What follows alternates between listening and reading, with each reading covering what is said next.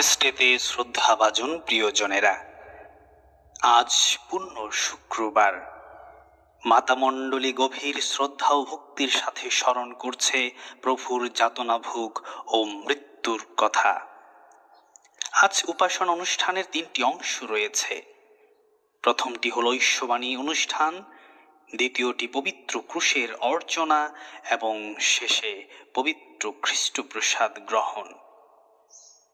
আজকের এই দিনে আমরা স্মরণ করি আমাদের পরিত্রাতা যীশু খ্রিস্ট, তার যাতনাভোগ ও ক্রুশবিদ্ধ মৃত্যু, যা মানব জাতির মুক্তির জন্যে এক অনন্য ত্যাগের নিদর্শন। আজকের এই গাম্ভীর্যপূর্ণ পরিবেশে আমরা মিলিত হয়েছি যিশুর যাতনাভোগ ও মৃত্যুর কথা স্মরণ করতে। সেই সাথে মাতা মণ্ডলী আমাদেরকে আহ্বান করেন আমরা যেন ঐশ্ববাণী শ্রবণ করে যিশুর দুঃখ ও মৃত্যুর প্রকৃত অর্থ বুঝতে চেষ্টা করি। যিশুর সাথে একত্র হয়ে পৃথিবীর সকল মানুষের জন্য প্রার্থনা করি, বিজয়ের প্রতীক পবিত্র ক্রুশের আরাধনা করি এবং খ্রিস্টপ্রসাদ গ্রহণ করে মুক্তিদাতা ও জীবনদাতা খ্রিস্টের সাথে আরো গভীরভাবে সংযুক্ত হই।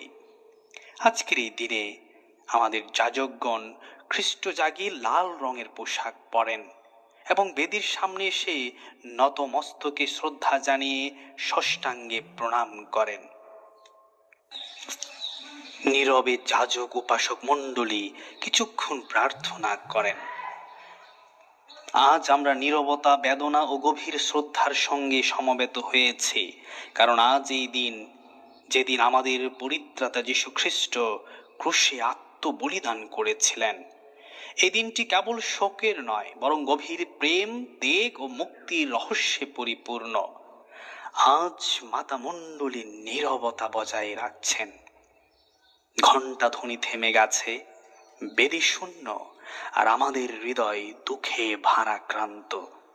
কিন্তু এই নীরবতার মধ্যে ঈশ্বর আমাদের সঙ্গে কথা বলেন, ক্রুশের ভাষায়, ভালোবাসার ভাষায়। আমরা স্মরণ করি সেই রাত যখন যিশু তার প্রিয় শিষ্যদের সঙ্গে সেজ ভোজে অংশ নিলেন। তিনি জানতেন তার সময় ঘনিয়ে এসেছে, তবুও তিনি ভীত হননি, বরং ভালোবাসার পরিপূর্ণ দৃষ্টান্ত স্থাপন করলেন। গেতসেমানি বাগানে তিনি গভীর যন্ত্রণায় প্রার্থনারত।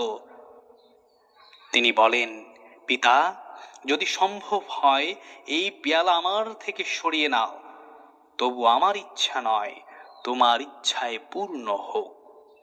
এই প্রার্থনায় আমরা দেখি এক অনুগত পুত্রের হৃদয়, যিনি নিজের কষ্টের চেয়েও ঈশ্বরের ইচ্ছাকে বড় করে দেখেছেন। হায় সেই প্রিয় শিষ্য জিহুদা ইস্কারিয়ত, যিশুকে চুম্বনের মাধ্যমে শত্রুদের হাতে তুলে দিল, আর অন্য শিষ্যেরা তারা ভয়ে পালিয়ে গেল। প্রিয়জনেরা, আজ আমরা নিজেদেরকেও প্রশ্ন করি, আমরা কি কখনো জিহুদার মতো যিশুকে বিশ্বাসঘাতকতা করি না? আমরা কি কখনো ভয়ে, লজ্জায় বা স্বার্থের কারণে তাকে অস্বীকার করি না? যিশুকে টেনে নিয়ে যাওয়া হলো বিচারালয়ে। মিথ্যা অভিযোগ, উপহাস, বেত্রাঘাত সব কিছু তিনি নীরবে সহ্য করলেন। রোমীয় শাসক পন্তীয় পিলাত তাকে নির্দোষ জানা সত্ত্বেও জনতার চাপে তাকে মৃত্যুদণ্ড দিলেন। তার মাথায় কাটার মুকুট পরানো হলো, গায়ে আঘাত করা হলো, থুতু দেওয়া হলো, আর বলা হলো, ইহুদিদের রাজা। কিন্তু এই অপমানের মধ্যেও যিশু ছিলেন প্রকৃত রাজা, ভালোবাসার রাজা, ক্ষমার রাজা। যিশু নিজের ক্রুশ বহন করে গোলগাথার পথে এগিয়ে গেলেন। ক্লান্ত শরীর, রক্তাক্ত দেহ, তবু তিনি থামেননি, কারণ তিনি জানতেন এই পথই মানব জাতির মুক্তির পথ। ক্রুশে ঝুলে তিনি বললেন, পিতা, তাই এদের ক্ষমা করো, কারণ এরা জানে না এরা কি করছে। কি অসীম দয়া, কি অপরিসীম ভালোবাসার প্রকাশ। শেষ মুহূর্তে তিনি উচ্চারণ করলেন, সবই সমাপ্ত হলো, এবং তার আত্মা পিতার হাতে সমর্পণ করলেন। প্রিয় ভাই ও বোনেরা, পূর্ণ শুক্রবার আমাদের শুধু অতীতের একটি ঘটনা স্মরণ করায় না, এটি আমাদের জীবনের একটি আহ্বান। প্রথমত, আমরা অনুতপ্ত হই আমাদের পাপের জন্যে, যা যিশুকে ক্রুশে নিয়ে গেছে। দ্বিতীয়ত, আমরা ক্ষমা করতে শিখি যেমন তিনি ক্ষমা করেছেন। তৃতীয়ত, আমরা ত্যাগের জীবন গ্রহণ করি, নিজের স্বার্থ ছেড়ে অন্যের মঙ্গলের জন্যে বাঁচি। চতুর্থত, আমরা ঈশ্বরের ইচ্ছার প্রতি বিশ্বস্ত থাকি যে কোনো পরিস্থিতিতেই। আজ আমরা ক্রুশের পাদদেশে দাঁড়িয়ে আছি। এই ক্রুশ আমাদের কাছে কেবল যন্ত্রণার প্রতীক নয়, এটি আমাদের মুক্তির চিহ্ন, আশার প্রতীক, আমাদের আলোর প্রতীক। ক্রুশের কষ্টের মধ্য দিয়েই পৃথিবীতে এসেছে অনাবিল আনন্দের বন্যা। ক্রুশের মৃত্যু যন্ত্রণাকে সাদরে গ্রহণ করেছেন বলেই যীশু খ্রিস্টের মৃত্যু হয়েছে অমর। এর মধ্য দিয়ে জীবনের শেষ নয়, বরং হয়েছে সূচনা। এই ক্রুশের ফলে এসেছে পুনরুত্থান, এসেছে জীবন, এসেছে পরিত্রাণ। লাভ করেছি অমৃত সুখ লাভের উন্মুক্ত দ্বার। এই কারণেই ক্রুশের মহিমা এত অপার। ক্রুশকে তাই আমরা শ্রদ্ধা করি, বুকে রাখি, বাসস্থানে রাখি, ক্রুশের চিহ্ন দিয়ে আমাদের জীবনের শুরু করি। ক্রুশের আদর্শেই আমাদের গতি এবং ক্রুশের চিহ্ন দিয়েই আমাদের সমাধি। এই ক্রুশ আমাদের পরিচয়, এই ক্রুশ আমাদের চিহ্ন। প্রভু যীশু খ্রিস্টের ক্রুশ মৃত্যু একটি গভীর রহস্যময় ঘটনা। এই ঘটনার মধ্য দিয়ে একদিকে প্রকাশ পেয়েছে মানুষের নিষ্ঠুরতা ও পাশবিকতার চরম পর্যায়ে, আবার অন্যদিকে অধিকতর উজ্জ্বল হয়ে ফুটে উঠেছে ঈশ্বর প্রেমের শ্রেষ্ঠতম উদাহরণ। এই ক্রুশের মধ্য দিয়েই ঈশ্বর আমাদের রক্ষা করেছেন, পরিত্রাণ দিয়েছেন। মহান সাধু লিও বলেন, যদি কেউ খ্রিস্টের সঙ্গে যাতনা ভোগ, মৃত্যুবরণ ও পুনরুত্থান না করে, তবে সে প্রকৃত খ্রিস্টের শিষ্য হতে পারে না। কারণ খ্রিস্ট নিজেই তো যাতনা ভোগ, মৃত্যুবরণ ও পুনরুত্থান করেছেন। আপাত দৃষ্টিতে ক্রুশে লজ্জাজনক মৃত্যুতে যিশু সব কিছু শেষ মনে হয়েছিল, কিন্তু প্রকৃতপক্ষে এই ক্রুশই যিশুর অমৃত জীবনের শুরু। ক্রুশ মৃত্যুকে মেনে মনে হয়েছিল শয়তানের শক্তির চূড়ান্ত পূর্ণাঙ্গ বিজয়, কিন্তু এই ক্রুশই মানুষের পক্ষে ঈশ্বরের শক্তির মহান বিজয়। কবি যথার্থই বলেছেন, কাঁটা হেরে ক্ষান্ত কেন কমল তুলিতে, দুঃখ বিনা সুখ লাভ হয় কি মহিতে।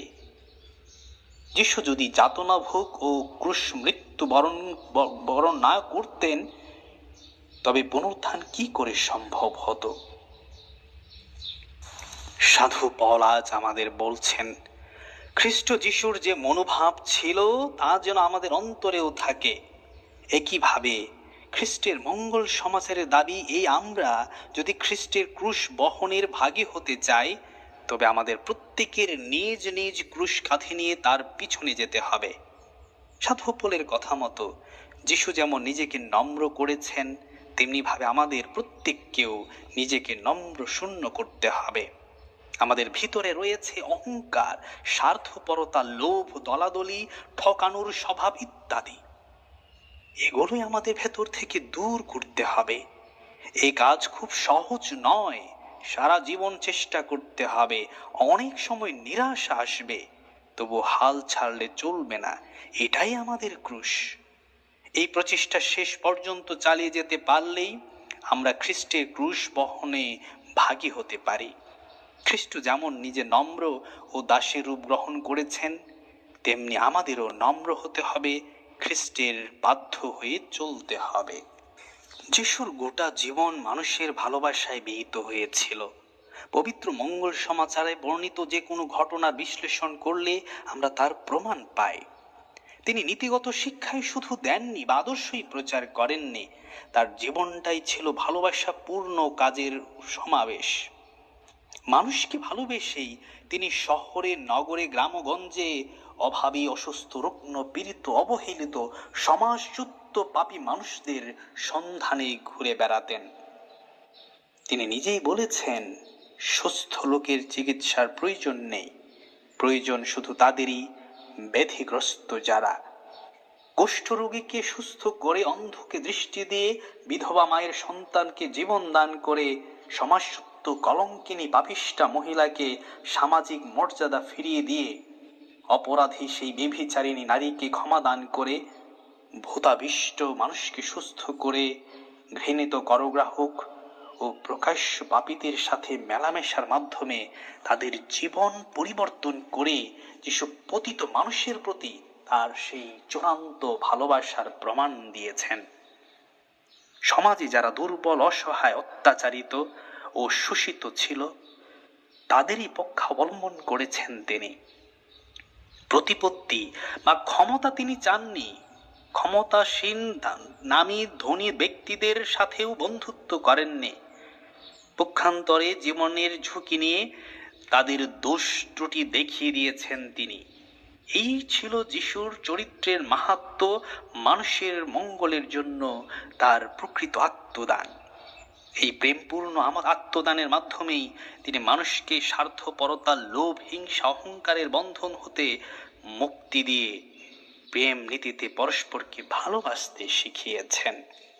প্রিয়জনেরা, আসুন আজকের এই দিনে আমরা নীরবে প্রার্থনা করি যেন যীশু খ্রিস্টের সেই ত্যাগ আমাদের হৃদয়কে পরিবর্তন করে, আমাদের দম্ভ, গর্ব, অহংকার, আমিত্বকে ভাঙচুর করে প্রকৃত আমিকে যিশুর চরণে রাখি। আমাদেরকে পবিত্র করে তুলুন এবং আমাদের প্রত্যেককে সত্যিকারে খ্রিস্টান হিসেবে গড়ে তুলুন। ঈশ্বর আমাদের প্রত্যেকে সে ঐশ্বর কৃপা আশীর্বাদ দান করুন।